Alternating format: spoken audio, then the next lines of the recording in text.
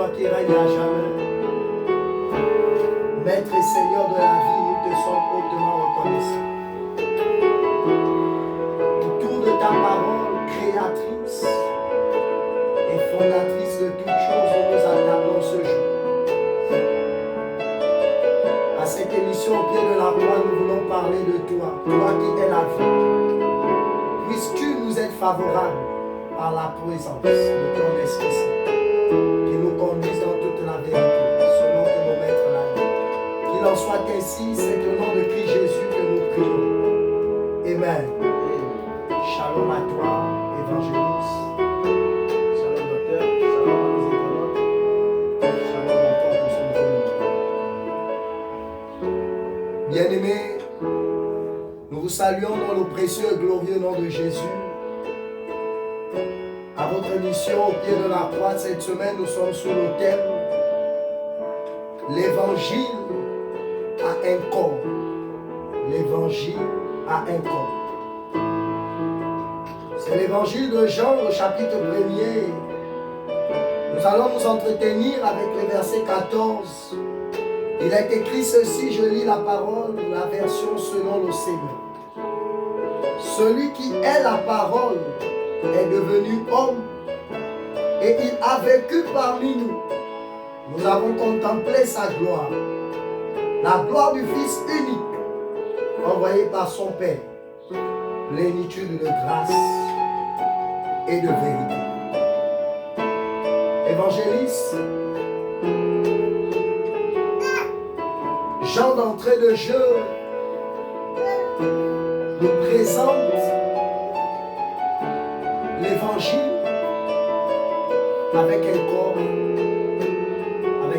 humain. L'évangile ayant des pieds, les mains, une tête. Et là on dit qu'on a vu la parole, on a vu l'évangile. Elle a habité et cet évangile humain avait la grâce et la vérité. Et lorsqu'on lit même les versets qui suivent au verset 17, on dit que la loi est arrivée par Moïse, la grâce et la vérité par Jésus-Christ. Qui est l'évangile ayant un corps humain et qui est fait chair. Parce que souvent on dit l'évangile, l'évangile, l'évangile. Qui est l'évangile? Évangéliste. Bon docteur, quelle question, quelle grande interrogation, j'ai envie de dire. Nous devons comprendre et aller à l'histoire de l'apparition, n'est-ce pas, de l'évangile sur la terre. Et là nous pouvons aller lire, n'est-ce pas, le livre de Luc dans son premier chapitre. Il y a des prophéties, n'est-ce pas, qui arrivent. Et de là, comme quand un président de la République doit arriver, il faudrait que sa garde soit déjà quelques heures en avant sur le chemin qu'il doit passer. Et là de même, pour que le Christ, pour que l'évangile arrive, dans le livre de Luc, on nous dit il y a quelqu'un, n'est-ce pas, le protocole, la personne qui sera en tête de ce protocole doit être là. Et cette personne n'est que la personne de Jean-Baptiste, qui est né d'Élisabeth et d'un autre homme, un sacrificateur, Zacharie. Et là, il y a quelque chose qui me dérange. On dit ceci à son père et à sa mère, qu'il viendra préparer le chemin de celui-là qui viendra parler des choses que nous avons entendu parler depuis les livres des prophètes. Et quand il arrive, cet homme aussi bizarre qui avait une alimentation bizarre, on dit il ne mangera pas de viande, il ne se nourrira pas de vin, il ne consommera pas de vin. Il sera privé de certains menus parce qu'il doit préparer le chemin. De la même manière, un protocole est privé parfois même de son temps. De la même manière, il sera aussi privé parce qu'il doit laisser passer, il doit faire passer celui qui doit habiter, qui doit nous révéler cette lumière-là. Jean-Baptiste était son nom. Sinon est son nom. Jean le Baptiste est son nom. Et là, docteur, pour cette première fois, On avait entendu qu'il devait arriver. Les hommes, les scribes sont arrivés pour comprendre est-ce que c'est réellement toi dont les Écritures parlent. Parce que tu nous fatigues. On voit des choses que tu as accomplis, on ne comprend rien. Ce que tu dis est au-delà de notre intelligence. On ne sait pas quelle est l'école, l'institut dans laquelle tu es parti, mais ce que tu dis est fort. Mais qu'est-ce qui se passe? Es-tu vraiment cette personne, cet évangile-là? Isaïe a annoncé. My God. Et lui de répondre, non, ce n'est pas moi. Je suis celui qui vient préparer le chemin. Je suis celui qui vient, je suis le protocole de ce chemin. Mais il viendra après moi et il m'a donné des signes. J'aimerais parler à quelqu'un ici. Les signes. Il y a des signes précurseurs qui sont très importants à notifier dans nos vies parce qu'ils viennent pour nous annoncer une saison nouvelle. Et là, c'est ce qui s'est passé. Jean-Baptiste était un signe précurseur de la venue de celui qui devait parler de l'évangile. Et là, je vais dans ce fleuve. Et quand l'évangile arrivait, personne ne savait que c'était l'évangile. Mais il y avait un signe qui avait été déclaré sur Jean le Baptiste. Celui-même, lui, ne savait pas. Mais il savait une seule chose, un signe. Et il peut dire ceci. Quand l'évangile est sorti des eaux. L'évangile est sorti des eaux. L'évangile commence à se mouvoir sur les eaux. À la sortie des eaux, la Bible dit ceci. Le ciel s'ouvrit, la colombe descendue du ciel.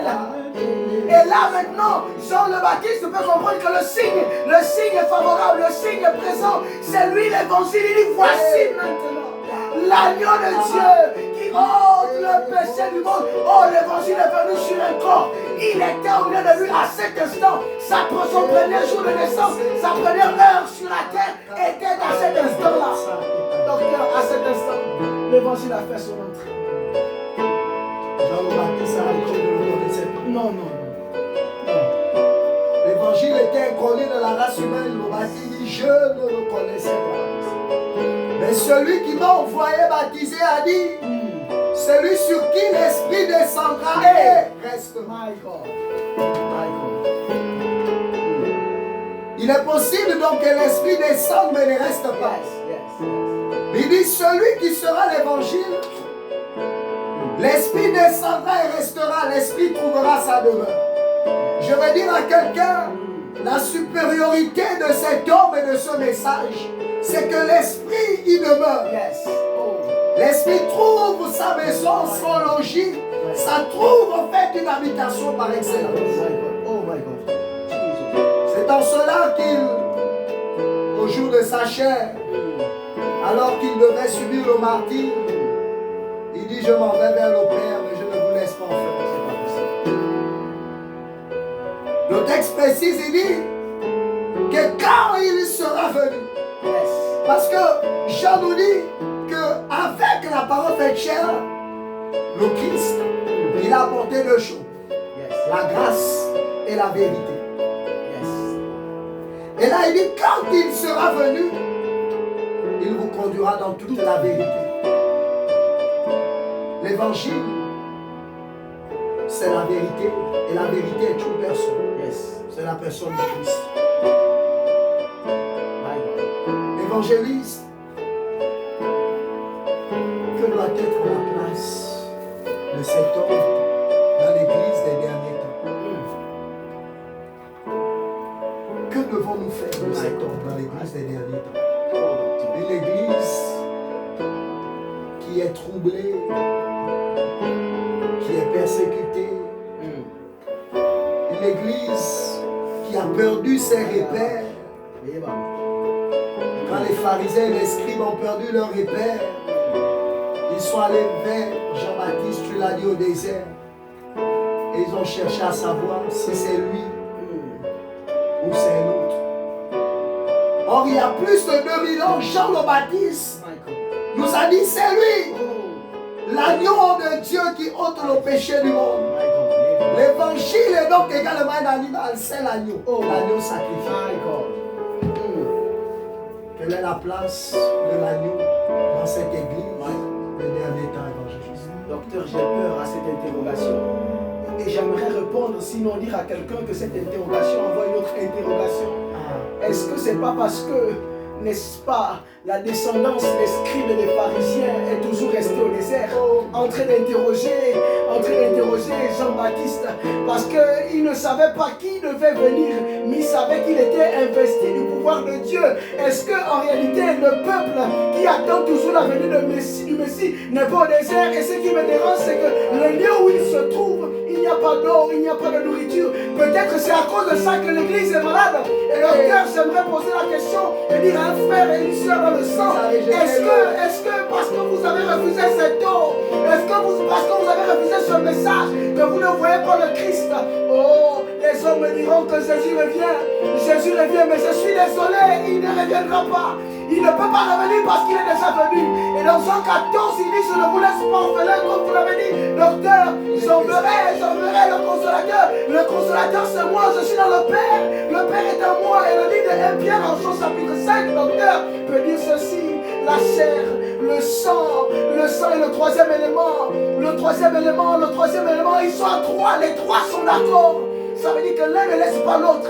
Est-ce que c'est pas parce que l'église ne s'est pas accordée pour comprendre que le Messie est déjà là? Le Messie, le corps de l'évangile est l'évangéliste. Le corps de l'évangile, c'est le docteur. L'évangile est le pasteur qui se présente et présente le Christ, présente le message de la croix, présente le chemin que, n'est-ce pas, ce Jean-Baptiste a préparé. Docteur, pourquoi l'homme est resté dans le désert?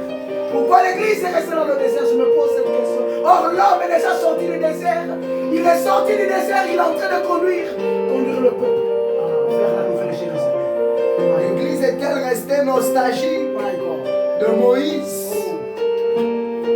Parce que l'évangile met fin au désert. C'est pas Moïse et l'évangile, c'est Moïse ou l'évangile. C'est un choix fait. Et là, je vais terminer en citant ce texte aux Hébreux. Il dit: tu n'as voulu ni sacrifice ni holocauste. Or, le lieu où le sacrifice, les sacrifices et les holocaustes se sont multipliés sur le désert au temps de Moïse. Sur le temps de Moïse. Il dit: tu n'as voulu ni sacrifice ni holocauste. Ça veut dire qu'il nous a sortis du désert. Il a sorti l'église du désert. Et là, le désert est caractérisé par un lieu où il n'y a pas d'eau. Et il s'est écrit: je suis l'eau de vie. Si quelqu'un a soif, qu'il vienne et qu'il boive. Tu n'as voulu ni sacrifice, ni holocauste. Et il dit: tu m'as donné un corps. La parole était faite chair. Tu m'as donné un corps. Et là, il dit: c'est de moi dont il s'agit dans le rouleau de la loi. Je pense que c'est une église qui a enlevé le sujet principal. C'est une église des derniers temps qui a décidé de camoufler celui qui est l'évangile. Et voici cette église qui se meurt, qui est piétinée, qui est méprisée, qui a perdu sa valeur salvatrice. Évangéliste, est-ce qu'on peut prier pour cette église?